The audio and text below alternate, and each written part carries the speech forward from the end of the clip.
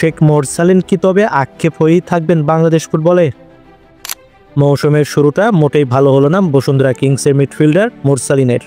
বেশিরভাগ সময়ই বেঞ্চেই কাটিয়েছেন তিনি। 3টি ম্যাচে বদলি হিসেবে নেমে কেবলমাত্র ৭৬ মিনিট খেলার সুযোগ হয়েছে তার।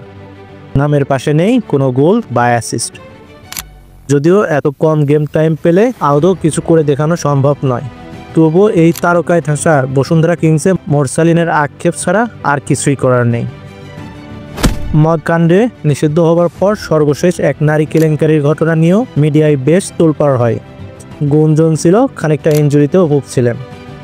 যাই হোক, 2023-এ অভিষেকের পর জাতীয় দলের হয়ে নিয়মিত গোল করে আলো কেড়েছেন।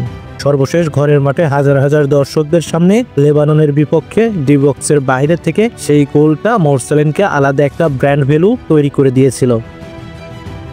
কিন্তু তা ক্রমান্বয়ে সেই ব্র্যান্ড ভ্যালু যশ খ্যাতির ওজনটা নিতে রীতিমতো তালগোল পাকাচ্ছেন তিনি। একের পর এক বিতর্কিত কর্মকাণ্ডে জড়িয়েছেন তিনি, হয়েছেন সমালোচিত। সেই সাথে জাতীয় দলে তার নড়বড়ে অবস্থাও স্পষ্ট। খ্যাতির বিড়ম্বনা বোধহয় একেই বলে। আপনার কি মনে হয় মোরসালিন কি পারবে আবার জাতীয় দলে ফিরে আসতে?